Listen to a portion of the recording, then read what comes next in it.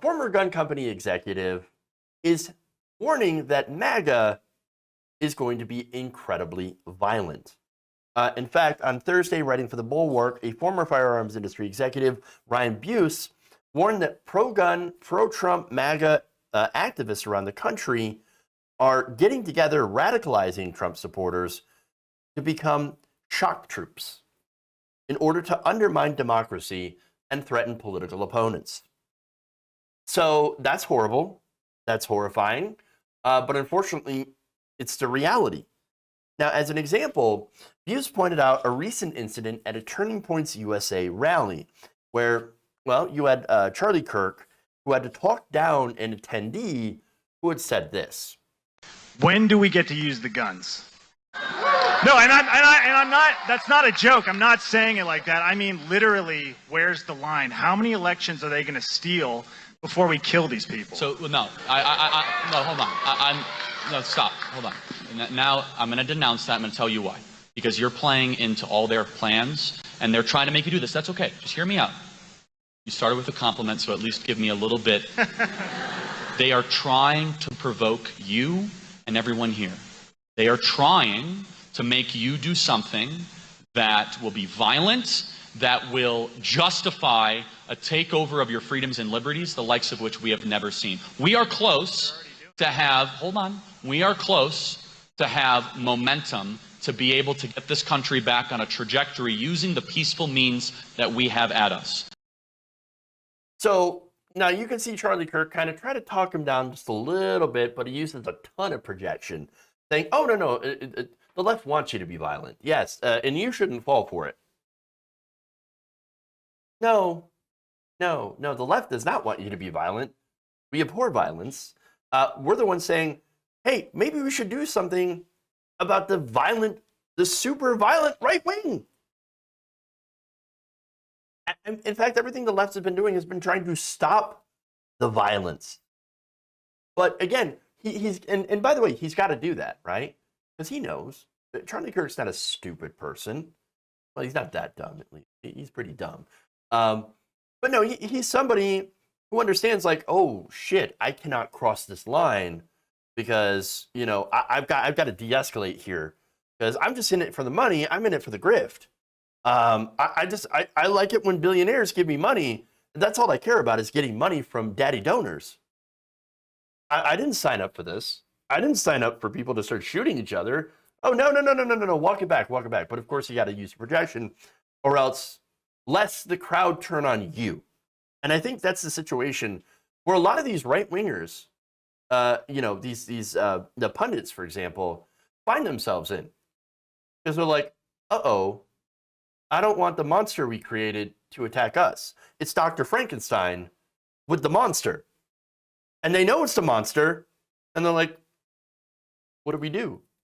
Oh no, project it. I gotta project it. It's the left. It's the left that's the problem. It's the left. But now, getting back to this, right? So now Busse talks about this and says, I've met men like this before. Quote, I worked in the firearms industry as a sales executive. So again, this is somebody who went around selling guns. So I think he would know because he's talked to a lot of people. Okay, so now he said, I was an executive for a long time, and beginning during the Obama presidency, gun business leaders like me, who helped build the nation's top gun companies, noticed this disturbing chatter from gun owners at firearms trade shows. So let me just stop there and just point it out. This was a time where you had people out there screaming, the NRA specifically, Obama's going to take your guns. He's going to take your guns. He's going to take your guns. He's going to put you in the camps and defend yourself. Obama, he's coming for you. He's going to destroy the Second Amendment. And then you're not going to be able to defend yourself against the government. And then, of course, you had right-wingers that also take it a step further. A lot of people, I don't think, remember when Ted Cruz first jumped onto the scene. Ted Cruz was going out there warning about, quote-unquote, Agenda 21. The UN Agenda 21 that's going to come in and force you into hobbit homes for the environment. That's insanity. Insanity. They're going to put you in FEMA camps, they said. There was even a conspiracy somewhere around 2015, 2014, somewhere around there. I remember talking about Operation Jade Helm, where the right wing literally thought that Obama was using Jade Helm to invade Texas. Bonkers. Insane conspiracy theorists, okay? And so this has been around for a very, very long time. Very long time. And so, but these people going around, and by the way, understand what the NRA is too. The NRA is just a front for gun manufacturers. And so they say all these insane things, scare people so they can sell more guns. They sell more guns, they're, you know, the gun industry does better, pays them more. And so, of course, all this insanity led to a couple of things. For one, and we all know this now, and we had suspected back then, that all of this was marketing, and it was very, very successful. Turns out gun sales boomed under Obama because guess what? They literally believed that the government's going to take their guns. They didn't take their guns. Oh, we got to buy guns. We got to stock up. We got to stock up. Obama's going to take them. It's going to take them. And then guess what happened? Trump gets elected, and gun sales fall flat. Well, suddenly, nobody's out there saying they're going to take your guns.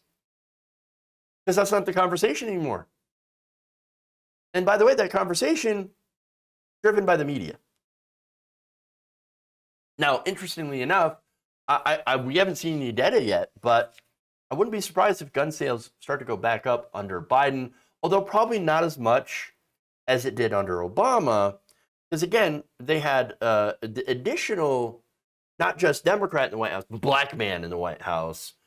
So they, of course, had to feel like, oh, we got to stock up with the guns. So now back to Busse, right? So now in the industry, they ignored it. Oh, it's fine. Oh, they're just talking. It's just talk. That's all it is. And it doesn't matter anyway, because we gotta sell guns. And so now he said, well, I didn't dismiss the threats. And now we hear them all over from gun owners across the country who dream of deploying their arsenals to kill fellow citizens. So now, it's important to point out the distinction here, okay? As Busse says, this is not true of all gun owners. Now, he said, what non-gun owners may not understand is that these men are not your average gun-owning Americans. They are people that have fallen into a cult where it is normal to organize your entire culture around weapons of war.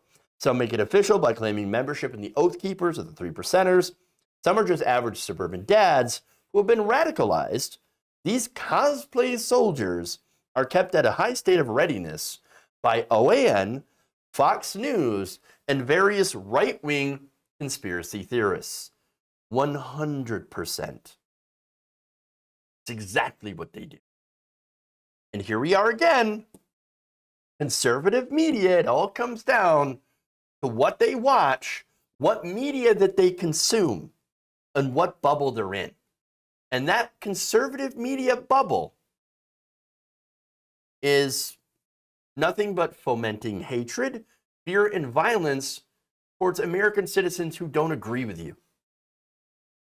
And actually, even in American citizens who do agree with you on policy issues. What does it matter? You're one of them. So obviously, you're after me. I mean, how many more examples can we give of stuff like this playing out? Violent imagery and rhetoric are everywhere when it comes to the far right. As is, of course, gun worship. And I don't mean like, oh, having a gun, right? Or using it for, having a gun and using it for home protection or hunting. That's totally fine. Totally fine. As long as you know and accept the fact that, of course, that if you have a gun in the home, you're much more likely to die or shoot someone with it than somebody who doesn't have a gun. So, and by the way, shoot someone, you don't necessarily mean a violent home invader, but like your cousin or your wife or your family member, something like that. Because that does happen way more often because, again, if you have a gun in a home, obviously you're going to have a higher chance of having a gun-related crime or gun-related incident happening. But see, that the thing is, and I kind of differ from a lot of left,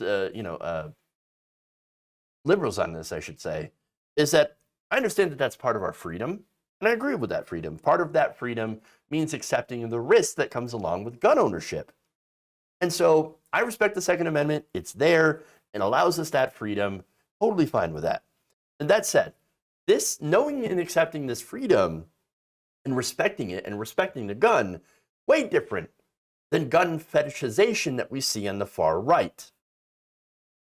When you turn guns into your whole personality, when everything in your life revolves around gun ownership and faux patriotism and cosplaying as a soldier, well, I mean, that's a problem. Now, Busse writes that this entire thing is, quote, a tinderbox. There was a time when few Americans would have supported racist vigilantes, a time when most gun owners would have used Kyle Rittenhouse as a cautionary tale, a way to scare young people into being responsible with firearms. But there was also a time not long ago when self-appointed militiamen who believed in QAnon conspiracies were the stuff of fiction. Today, they're running for office. Not only have they run for office, they've won elections. Paul Gosar, Marjorie Taylor Greene, Lauren Boebert, Donald Trump, many, many others. These people are in power. And more are running and winning elections. And not only that, but they are empowering others with lies and conspiracies. For example, the big lie, and encourage people to go and arm themselves and possibly use violence. Again, I go back to that poll where at least a third of Republicans say that it may be necessary to use political violence to get this country back on track. And also, you have people, Tim Pool, for example, that are always talking about, oh, civil war is coming. It's going to happen. And you have people that push for this. I think that's incredibly frightening. Incredibly disastrous. I really do fear for the future of this country. We are a deeply divided people at this point. And I think a lot of it goes to not only right-wing media, but also to corporate media as well, which doesn't do a good enough job informing people and creating trust. And then, of course, you have the right-wing media that just constantly lies, gaslights, bullshits, and turns people against each other. It's all incredibly disheartening, very, very sad, and very frightening. If you enjoyed this video, please give us a like and share with your friends. You can subscribe and help out the channel by becoming a patron. It's patreon.com/Jeff Waldorf, or you can become a channel member as well by hitting the join button below.